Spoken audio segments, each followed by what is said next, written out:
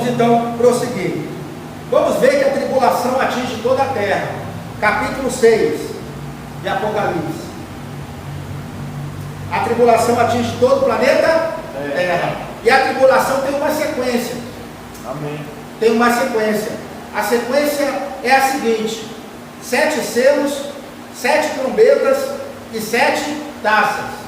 Então são 7 selos, depois 7 trombetas e 7 taças. Entenda bem, vai começando num nível e vai aumentando o nível de juízo. O que é a tribulação? A tribulação é o juízo ou julgamento de Deus sobre as nações. Isso é a tribulação. Então começa num certo nível e vai aumentando à medida que vai se aproximando das taças. As taças já é um tipo de juízo muito grande. O nível é altíssimo. Tudo é muito. Se até ali já destruiu muita coisa, você imagine quando os anjos começarem a derramar as taças, que é a parte final da tribulação. Então são coisas terríveis que estarão acontecendo. Tudo bem? Então nós estudamos aqui, e já vimos no capítulo 6, a abertura dos selos. E vimos que quem abre os selos é quem? Jesus. Jesus é aquele que desata os selos. O nosso Senhor Jesus Cristo. E quando ele abre o primeiro selo, sai o anticristo, a gente já viu. Depois sai o cavalo que traz guerras. Depois sai o cavalo que traz fome. Cavaleiro, né? Que traz fome. Depois sai o cavaleiro que traz peste. Depois aparece no quinto selo as almas daqueles que foram mortos por causa do testemunho que deram na tribulação, são mortos. E no sexto, que é esse aqui, que a gente está vendo o efeito, o céu, ele se desenrola como um livro e fica tudo negro, e há um grande terremoto, e todos os montes e ilhas eles são atingidos e desaparecem com esse terremoto. Você imagina aí todos os montes e ilhas desaparecendo no terremoto. E os homens, eles vão para as cavernas se esconder. E é isso que a gente está vendo aqui no capítulo 6. Estou mostrando para você que a tribulação, embora o alvo principal seja os judeus, Deus ele vai querer converter a nação de Israel, mas o mundo inteiro vai ser atingido pela tribulação. Tudo bem? Mas o olho do furacão, o epicentro, é Jerusalém. Quem fala isso não sou eu não, são as profecias. É só ler. É que dá trabalho ver tanto profeta no Antigo Testamento, né? Dá muito trabalho. Mas são esses profetas que falaram que Jerusalém será, então, o olho do furacão. E tudo aqui é muito repetido por João. Então a gente vai ler aqui no capítulo 6, versículo 15, vai mostrar quando foi aberto os 6 primeiros selos. Olha só, ele diz, versículo 15: e os reis da terra, e os grandes, e os chefes militares, e os ricos também, os poderosos, todo escravo, todo livre, se esconderam aonde? Nas cavernas e nas rochas das montanhas, e dizia aos montes e aos rochedos: caí sobre nós, escondei-nos da face daquele que está sentado aonde? Sobre o trono. E da ira de quem? Do Cordeiro. Porque é vindo o grande dia da ira deles. E quem poderá subsistir? Estudamos aqui que essa palavra ira tem a ver com a forma com que a tribulação era chamada no Antigo Testamento. E vimos que Deus nos livra da ira vindoura. Amém. A igreja é livre em vários lugares, a gente viu isso na aula passada. E aqui a gente está vendo que existe uma união dos povos, eles fugindo, e eles sabem de onde está vindo o juízo. Está vindo do trono de Deus e do Cordeiro.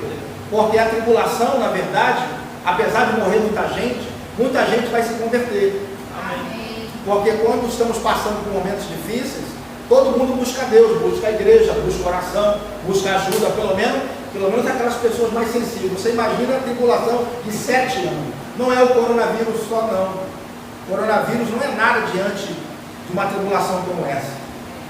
Nunca houve e nem haverá desde que há gente sobre a terra. Só mesmo você vendo o que João viu, para você ter uma ideia do que é a tribulação. Só mesmo você vendo o que João viu. Foi tão forte a visão que ele desmaia no final. Senhor, me mostra as coisas. Cuidado que ele vai te mostrar. Senhor, eu quero ver as coisas. Cuidado que ele vai me mostrar. Então, estou mostrando para você aqui que o mundo inteiro, Deus está falando, eu vou que o mundo inteiro, ele vai experimentar a tribulação. Tudo bem? Então vamos agora a ver algo interessante. Então o alvo principal da tribulação é Jerusalém, não é? E Deus quer converter os judeus. Por que Deus quer converter os judeus? Porque os gentios já estão se convertendo já há 2000 anos. É ou não é? Quantos povos de representação bíblica nós temos? 3. Gentio, judeu e igreja. A igreja tudo bem. Quem é a igreja aqui? Amém. Amém. Nós somos a igreja, seremos arrebatados. Não temos nada com isso. Quem vai ficar para a tribulação são os judeus e gentios, que não se converteram. Agora, Deus, ele tem interesse de salvar os judeus, porque afinal de contas, os últimos serão os primeiros e os primeiros serão os últimos. Eu expliquei aqui para você o que significa os últimos serão os primeiros serão os últimos. Não expliquei para vocês? Amém. Pronto. Os últimos, na verdade, são os judeus que se tornaram últimos, porque eles eram os primeiros. Quantos se lembram na comissão dos 70, quando Jesus enviou os 12, os 70, melhor dizendo, e disse assim: não entreis em aldeia e samaritano, e nem ides aos gentios, mas ide antes as ovelhas perdidas da casa de Israel. Então a prioridade era os judeus. Veio para o que era seu, mas os seus não o receberam. Quem já leu isso? Então os judeus tinham prioridade de salvação na época de Jesus. Essa prioridade pode ser vista por Paulo, quando ele diz: não me envergonhe do Evangelho, porque é o poder de Deus para a salvação de todo aquele que crê. Primeiro do judeu, não diz assim? E depois do grego. Então mostrando que os judeus eram os primeiros. O reino foi oferecido para eles, eles disseram: a gente não quer. A gente esperava um outro Messias, você não se parece com o nosso Messias, não, a gente não quer saber de você não. Crucificaram Jesus, foi ou não foi? Pronto, o reino foi adiado para eles, mas não foi tirado definitivamente, para nunca mais eles terem direito. Estou falando como nação. Judeus se converteram ao longo do tempo? Sim, Paulo, Silas, né, os apóstolos, eles foram se convertendo ao longo do tempo, foram ou não foram? Pronto, mas a nação como um todo se converteu para se cumprir as promessas que foram feitas? Não. Então, os judeus eram os primeiros e os gentios, então, consequentemente, eram os últimos, era ou não era? Tanto é que a mulher fenícia foi buscar cura para sua filha e Jesus falou: não é lícito tirar o pão dos filhos e dar para os cachorrinhos. Lembra? Lembra que Jesus falou isso para ela? Ela era gentia e ela não pôde ter acesso plenamente naquele tempo. Então o reino era para quem? Para os judeus. Eles disseram não, eles eram os primeiros. Os gentios, que eram os últimos, passaram a ser os primeiros, porque o mundo inteiro experimenta a salvação hoje. Amém. O mundo inteiro experimenta a salvação e os judeus estão com os olhos fechados. Eles não creem que Jesus é o Messias. Estão de fora da aliança, estão de fora do pacto. Agora tudo foi escrito para eles experimentarem em primeiro lugar. E nós desfrutamos dos valores espirituais dos judeus. Recebemos esses valores espirituais, os judeus estão de fora. Então, quem era o primeiro passou a ser o último, e quem era o último passou a ser o primeiro. Os gentios são os primeiros, os judeus são os últimos. Agora, eles precisam ser os últimos. Vamos experimentar, sim ou não? Agora, se eles são os últimos, vai ter um momento que o último vai experimentar a salvação. Então, o Apocalipse vai nos mostrar isso. 60% do livro, do capítulo 6 ao 19, é destinado aos judeus e à cidade de Jerusalém. 60% do livro. Estou sendo bem, até, vamos dizer assim, estou até economizando aqui, então um pouco mais, né? 60% do livro. E a gente vai começar a ver Deus voltando a tratar com os judeus. Vamos ver isso? Capítulo 7. É por isso que a igreja não passa pela tribulação. Porque a gente não tem nada a ver com essa bagaceira não, viu? Nós já aceitamos a Cristo. Quem aceitou a Cristo aí? Amém. Porque a gente não passa pela tribulação, nem que chova frango. É ou não é verdade? Não tem como a gente passar. Por essas e outras razões. Capítulo 7. Depois disso, vi 4 anjos em pé nos 4 cantos da terra, retendo os 4 ventos da terra, para que nenhum vento soprasse sobre a terra, nem sobre o mar, nem contra árvore alguma. E vi outro anjo subir do lado do sol nascente, tendo o selo do Deus vivo, e clamou com grande voz aos 4 anjos, quem fora dado que danificassem a terra e o mar, dizendo: não danifiques a terra, nem o mar, nem as árvores, até que selemos na sua fronte os servos do nosso Deus. E ouviu o número dos que foram selados. João ouviu o número e diz assim: foram selados 144.000 de todas as tribos dos filhos de Israel. Aí ele vai falar 12.000 de cada tribo.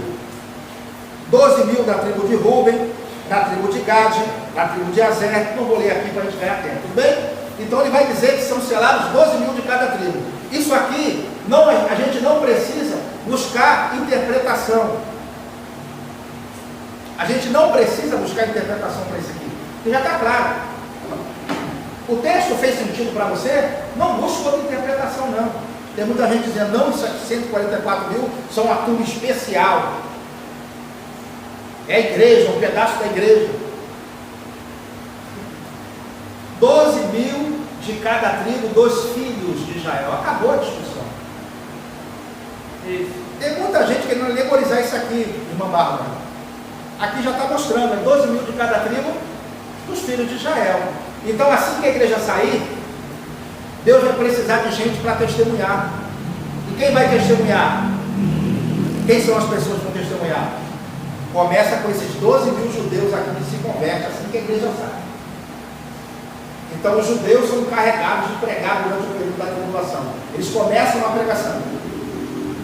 Agora, imagine aí como esses judeus não serão. No capítulo 14, quando a gente chegar lá, vai mostrar que eles são pessoas que resolveram não se contaminar com mulheres, são pessoas castas, fiéis a Deus. São mais ou menos como Paulo, resolveu ser celibatário para se dedicar à pregação do Evangelho. Amém. Então, eles terão esse mesmo espírito de Paulo, de querer ganhar os judeus, principalmente. Paulo, com o risco da própria vida, ia nas sinagogas pregar. Ia ou não ia? Ia. E Deus querendo matar ele, ele ia assim mesmo. Não queria nem saber. Por quê? O desejo que ele tinha de ganhar os judeus, de mostrar as escrituras para eles, mostrando que eles estavam errados. Agora Paulo fez isso com poucos anos depois que Cristo ofereceu seu sacrifício. Esses homens aqui são 2.000 anos depois. Imagine o zelo desses homens na pregação. Como eles não serão na pregação? Como não serão usados? Então, 144.000 aqui começa a pregação. Tudo bem? Amém. Então, esse texto aqui, ele começa a mostrar que Deus voltou a tratar com os judeus durante o período da tribulação. Amém. Glória a Deus, porque os judeus e a igreja como povo nunca sobreviveram no mesmo plano profético. Nunca. Quando o reino foi oferecido aos judeus, a igreja não existia. Os judeus disseram não, entrou a igreja. E os judeus saíram. Saiu a igreja, os judeus entram no plano profético e Deus volta a tratar com eles. Isso aqui é muito claro como água. Verdade. Tudo bem? Amém. Glória a Deus, né? Tem salvação durante a tribulação? Boa pergunta, não é para a gente ir para o intervalo. Vou ver se eu chego pelo menos no capítulo 13, né, pastor Bruno? Tem muita coisa para falar, viu, gente? E aí, vai ter salvação durante a tribulação, no período da tribulação, já que a igreja está saindo? Claro, os 144.000 judeus selados aqui são aqueles que vão estar pregando durante a tribulação. E por aquilo que pareça, onde aparece eles, aparece em contexto de salvação de alma. Impressionante, né? Vamos ver aqui, versículo 9, capítulo 7. Depois dessas coisas, olhei e vi uma grande multidão que ninguém podia contar, de todas as tribos, povos, línguas, estavam em pé diante do trono, na presença do Cordeiro, trajando compridas vestes brancas, com palmas nas mãos, clamavam com grande voz: salvação ao nosso Deus, que está assentado sobre o trono, e ao Cordeiro. E um dos anciãos me perguntou: estes trajam as compridas vestes brancas, quem são eles e de onde vieram? Respondi: meu Senhor, tu sabes. Disse-me ele: estes são os que vieram, estes são os que vêm da grande tribulação e lavaram as suas vestiduras e branquearam no sangue do Cordeiro. Então vai ter salvação durante a tribulação? Está aqui, ó. Capítulo 6 ao 18 do Apocalipse é a tribulação. E aqui está mostrando que vai haver salvação, porque aparece no céu aqueles que foram branqueados através do sangue do Cordeiro. Tudo bem, pessoal? Bem. Pronto. Se a gente for para o capítulo 11, a gente vai ver as duas testemunhas. Olha, o capítulo 6, 6 selos são abertos, não é assim? O 7º selo só é aberto no capítulo 8. Capítulo 8 e 9 são abertos 6 selos. Tudo bem? Perdão, capítulos 8 e 9 são tocadas 6 trombetas. Certo? Capítulo 10, no versículo 15, é tocada a última trombeta, que chama as taças. O efeito das taças só é visto no capítulo 16. Porque os capítulos 12, 13, 14, 15 são parênteses. Não tenho como falar com parênteses aqui com você, não. Só Jesus, viu?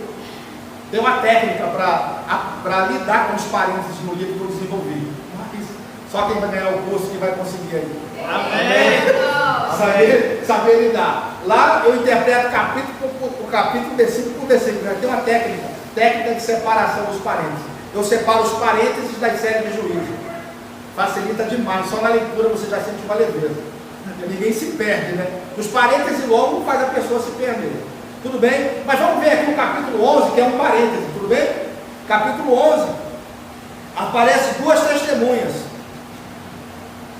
Quem são essas duas testemunhas aqui? Mistério, né? Considerei as minhas duas testemunhas que, vestidas de saco, profetizem por quanto tempo?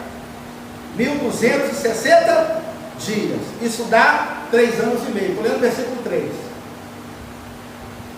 Estas são duas oliveiras, 2 candeeiros que estão diante do Senhor da terra.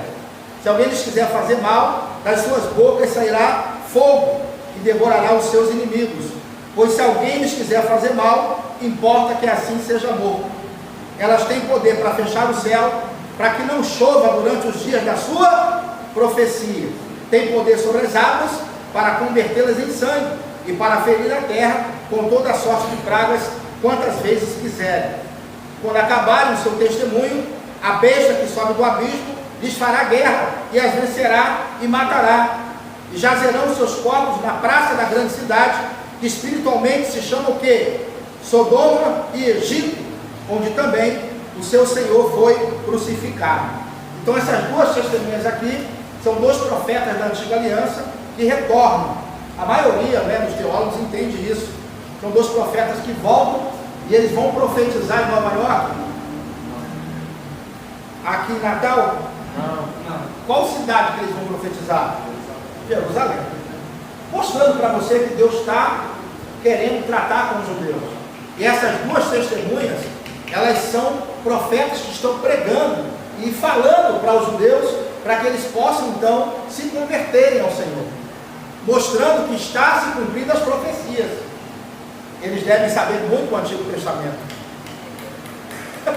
Eles estão mostrando para os judeus então, e eles devem se converterem. No capítulo 1, no versículo 1, vai mostrar um homem medindo o templo, falando justamente da reconstrução do templo. Quantos sabiam que o templo de Salomão foi destruído no ano 70? Amém. Certo? E hoje lá tem o quê? Uma mesquita muçulmana. Mesquita só pode ser muito muçulmana, né? Uma mesquita, tem uma mesquita lá, a mesquita Domo da Rocha. Essa mesquita precisa sair para o templo ser construído.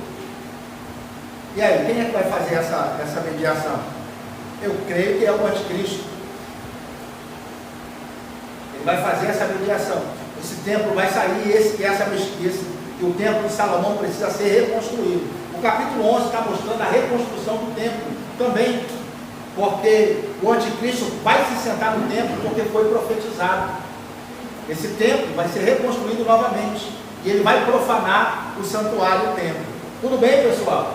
Então a gente está vendo aqui que Deus levanta 2 profetas para pregar em Jerusalém, mostrando que é a intenção de Deus salvar e converter os judeus. Até aqui tudo tranquilo? E quem são esses 2 profetas?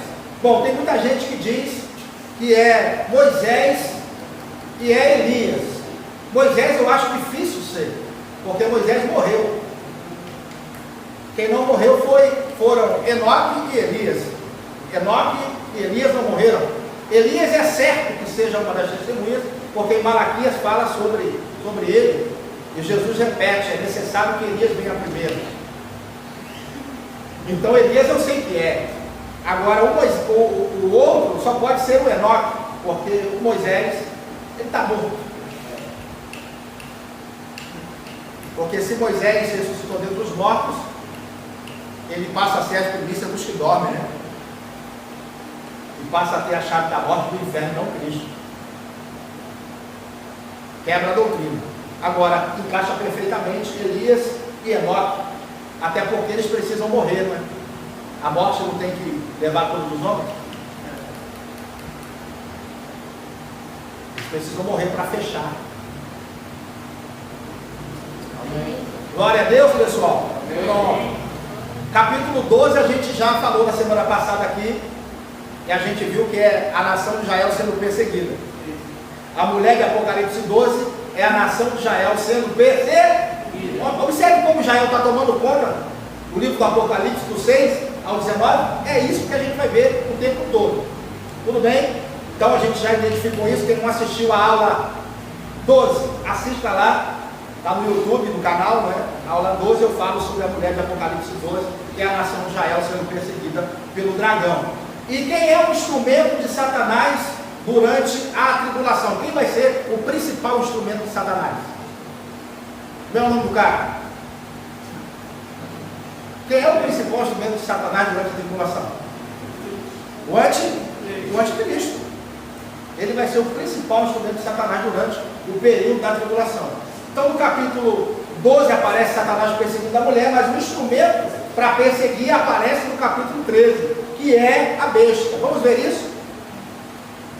Apocalipse 13, e a gente vai para o intervalo, tá bom, pessoal? Então vi subir do mar uma besta que tinha quantos chifres? 10.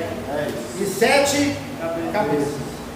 Então, 10 chifres a gente sabe que se refere a 10 reis que ela vai fazer aliança, né? A besta é o anticristo. O anticristo vai fazer uma aliança com quantos reis? 10 reis. Os 10 dedos da estátua, os 10 chifres do quarto animal, que a gente viu lá no capítulo 7 do livro de Daniel, não é? E no capítulo 2, os 10 dedos da estátua. Tudo bem? Olha como que se cruzam as informações. Na verdade, esse capítulo 13 é um raio-x do capítulo 7 de Daniel. Quer ver como é que é? Vamos lá, olha só como é que ela tem. Ela tem quantas cabeças? 7. Essas 7 cabeças aqui são 7 impérios que dominaram Israel. Quantos impérios dominaram Israel? 7. Egípcio, assírio, o império babilônico, depois o império medo-persa, império grego, império romano, império otomano. E o otomano não teve ninguém que dominou ele não, que tomou ele não. Ele ressurge novamente. Ele foi extinto ali no final da Primeira Guerra Mundial, 1925, né? Ninguém tomou ele, que nem os outros.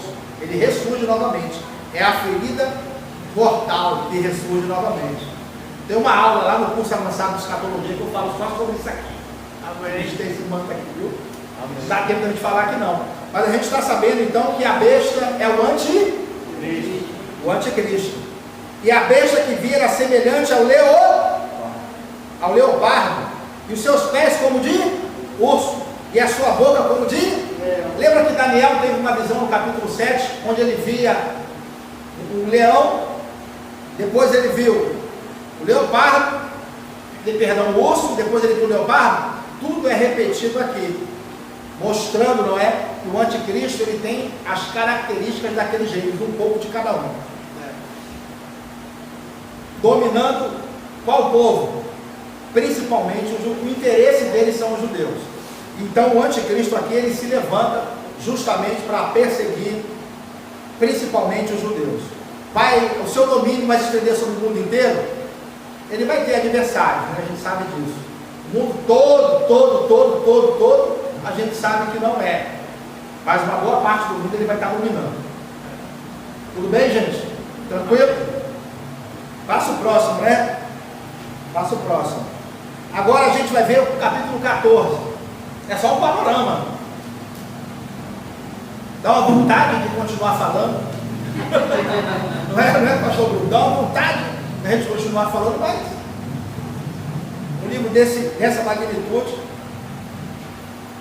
a gente vai ver forte atividade em Jerusalém. Ó. Vamos ver, continuando, capítulo 14, 14:1. E olhei e eis o cordeiro em pé sobre o monte Sião, e com ele 144.000, que em suas testas tinham escrito o nome de seu pai.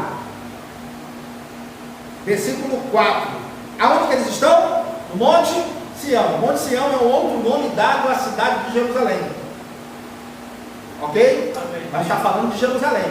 Tudo bem? Eles estão aqui, então em qual lugar? Jerusalém. Capítulo 4, versículo 4. Estes são os que não se contaminaram com mulheres, porque são o quê? Virgens. Estes são os que seguem o cordeiro para onde quer que vá. Estes são os que dentre os homens foram comprados como primícias para Deus e para o cordeiro. Então eles foram o quê? Comprados. Quem foi comprado aqui pelo sangue de Jesus? Amém. 144.000, então, eles são salvos mesmo. E existe um selo sobre eles, como se fosse um sinal de proteção. É como se fosse o gado marcado. Esse gado é meu. Aí daqui ele passa para a cerca do vizinho, tem a marca, pronto. Aqui esse selo mostrando que eles pertencem a Deus. Agora, o capítulo, todas as vezes que aparece 144.000, eu disse para vocês, e aparece conversão de almas, aconteceu no capítulo 7 e aconteceu também aqui no capítulo 14. Agora, quem vai pregar também durante o período da tribulação, adivinha quem?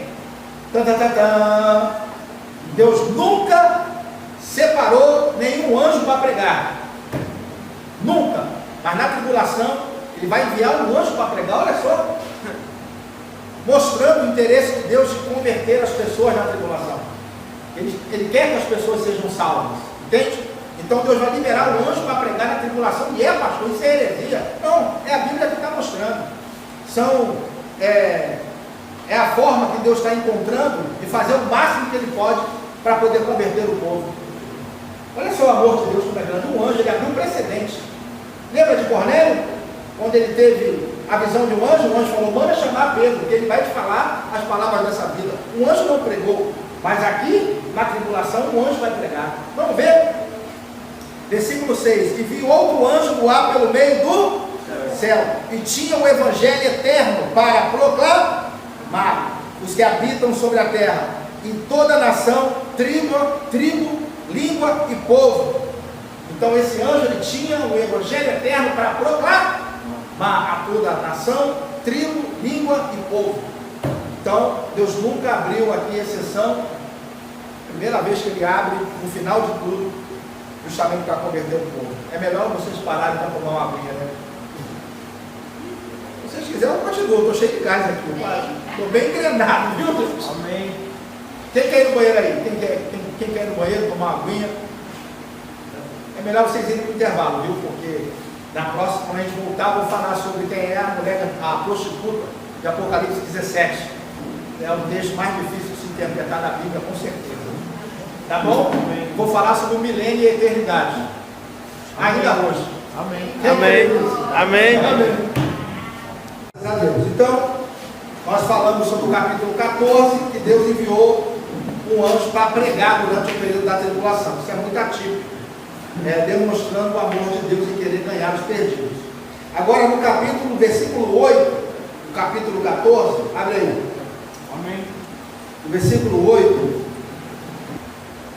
é anunciada a queda da grande Babilônia, né? E a grande Babilônia, a gente vai ver que é a cidade de Jerusalém. Que coisa, né? Interessante. Vai cair. É anunciada a queda da cidade, ó. E o outro anjo seguiu dizendo: caiu, caiu Babilônia. Aí ele fala: aquela grande cidade que a todas as nações deu a beber do vinho da ira da sua fornicação, mostrando que a cidade, a Babilônia, que é a cidade de Jerusalém, está caindo por causa da sua fornicação, ou por causa da sua prostituição. Então, prostituição na Bíblia, a gente já vai começar a se preparar para interpretar o livro, a parte do capítulo 17, que fala da grande meretriz, da grande prostituta. Prostituição espiritual na Bíblia se refere a virar as costas para Deus e adorar outros deuses, ter outra religião sem ser aquela que o Senhor Deus oferece, entende? Então, todas as vezes que a nação de Israel se virou as costas para Deus, seguindo a outros deuses ou a outra adoração, isso na Bíblia é considerado prostituição. A gente vai ver isso no livro do profeta Oséias, quando ele vai casar com uma mulher da vida, não é?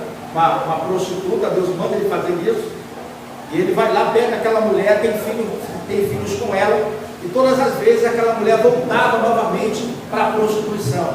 Ali Deus estava mostrando ele sendo Oséias, o santo, e a prostituta, a nação de Israel, que era a mulher de Oséias, que ia lá, pegava a mulher, dava um lar para ela, uma casa, e a mulher voltava novamente para a prostituição. Então, esse tipo de pensamento, de linguagem, de que a prostituição na Bíblia se refere à nação idólatra, a se virar as costas para Deus, é mostrado no capítulo 17, que a gente vai estudar daqui a pouco, tudo bem? Então a gente está vendo aqui que é anunciado então a queda da Babilônia, que eu já sei que é a cidade de Jerusalém, eu vou te mostrar já já, e ela vai cair no capítulo 18. A cidade ela vai ser cercada e vai ser destruída. Isso foi profetizado por Daniel no capítulo 9 do seu livro, foi profetizado também por Jesus no seu discurso no Monte das Oliveiras, o cerco a Jerusalém, durante a tribulação. Foi profetizado isso, a gente estudou isso aqui, não foi? Pronto, então eu quero te mostrar agora no capítulo 15, os anjos se preparando para derramar as taças. Lembra que são 7 selos, 7 trombetas e 7 taças? As taças já é assim, nível altíssimo de juízo, de julgamento. É o último, é a última série de julgamento que Deus vai estar trazendo sobre a terra. E no capítulo 15 os anjos estão se preparando para isso. E viu outro grande e admirável sinal no céu: 7 anjos que tinham as 7 últimas pragas, porque nelas é consumada a ira de Deus. Então esses anjos eles estão se preparando para poder derramar as taças.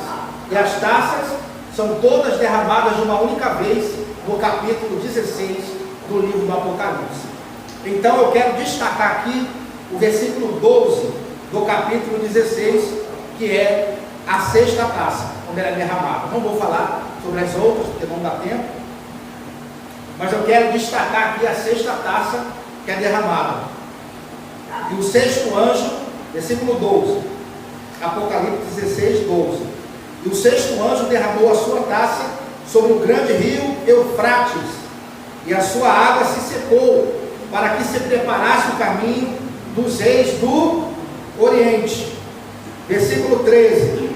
E da boca do dragão, e da boca da besta, e da boca do falso profeta, vi sair 3 espíritos imundos, semelhantes a rãs, porque são espíritos de demônios, que fazem prodígios, os quais vão ao encontro dos reis da terra e de todo mundo, para os congregar para a batalha naquele grande dia, o dia do Deus Todo-Poderoso. Então, quando a 6ª taça ela é derramada, não acontece nenhum tipo de flagelo na terra, como um meteoro caindo, como um maremoto, como um terremoto. Não acontece isso. O que acontece? O rio Eufrates se seca. O que é o rio Eufrates? O rio Eufrates é um dos rios mais importantes da civilização humana.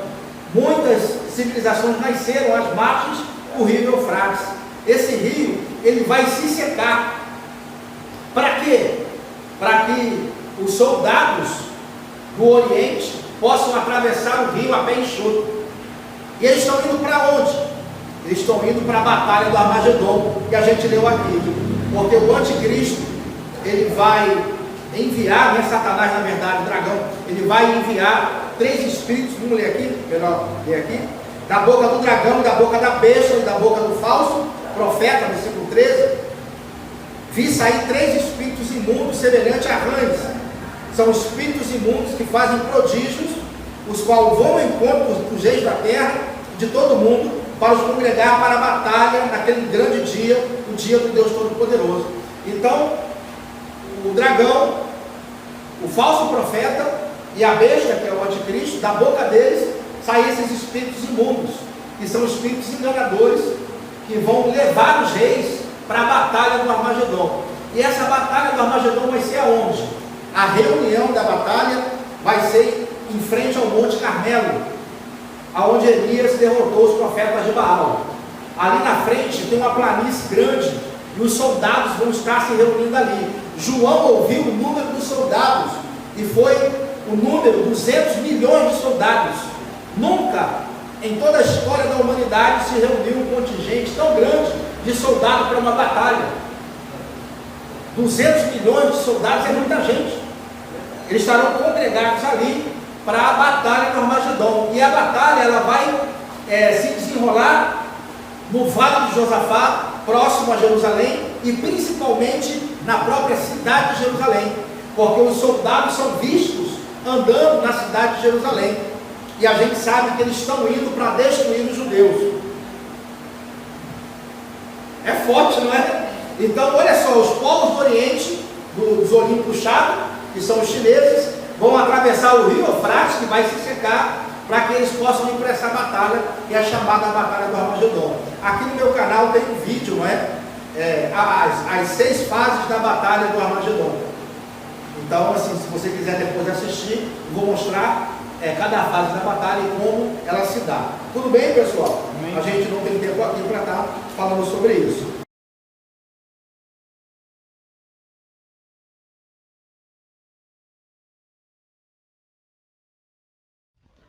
Graça e paz, amados. Eu sou o pastor Elton e quero compartilhar com vocês um pouquinho da experiência que eu tive no curso de escatologia. O pastor Antônio Lira é um mestre por excelência e ele ensina de uma forma fantástica e simples. Você entende tudo de uma forma muito simples, mesmo sendo profundo no conhecimento. Ele se torna tão simples para você porque a forma que o Espírito Santo conduz ele é maravilhoso. Amém? E eu tenho certeza que o seu entendimento vai se abrir. Não importa se você é de outra denominação, não importa se você tem função dentro da igreja, no ministério ou não. Esse curso é para todos, porque é para esclarecer a mente da igreja, é para esclarecer a sua mente referente àquilo que vai acontecer nos últimos dias. Amém? O curso de escatologia, ele não só fala sobre o livro de Apocalipse. Geralmente a gente faz a associação do curso de escatologia com o livro de Apocalipse. Está contido o livro de Apocalipse no curso de escatologia, mas existem muitos outros livros, amém? Que falam sobre o estudo das últimas coisas. Escatologia é isso, estudo das últimas coisas. E eu tenho certeza que vai abrir o seu entendimento. Você vai aprender, assim como eu aprendi, sobre o número da besta, sobre a marca da besta, sobre o anticristo, quem é o anticristo, sobre os 144 mil, sobre o grande trono branco, sobre os galardões, quem vai receber galardão, recompensa e quem não vai receber recompensa, sobre o estado dos mortos, se a pessoa quando morre, ela fica dormindo ou se ela vai para algum lugar, o que é o Hades, o que é Sheol, o que é Tártaro, sobre o que é o inferno, no sentido geral. Você vai aprender sobre essas coisas e muito mais. Eu não vou falar sobre tudo aqui, porque não teria tempo, e também você tem que criar expectativa. O seu entendimento vai se abrir, a sua mente vai se abrir. Você vai romper em fé e você não vai andar mais com medo pela religiosidade, pela doutrina errada e pelos ensinamentos que implantaram na sua mente, pelas tradições dos homens, pela astúcia dos homens que induzem ao engano, você não vai mais ser confundido. Isso que é maravilhoso saber, amém? Então, independente de qualquer coisa, se você não se inscreveu no curso, se inscreva. Se você já se inscreveu, permaneça até o final, porque para nós sempre há mais de Deus. Há mais de Deus para você, há mais de Deus para a sua vida, mas você precisa estar disposto a receber. Amém? Que Deus abençoe você, um bom curso, que você cresça na graça e no conhecimento do nosso Senhor e Salvador Jesus Cristo. Esteja atento a tudo, porque Deus vai revelar algo profundo para você e você vai andar em um nível de fé muito diferente do que você tem hoje. Amém? E isso não será bom somente para você, mas será bom para o seu dia a dia, bom para o seu convívio, bom para o seu ministério e bom para aquelas pessoas que estão ao seu redor dia a dia. E você não vai andar mais com medo. Isso é maravilhoso. Que Deus abençoe vocês. Um forte abraço. Em nome de Jesus. Amém.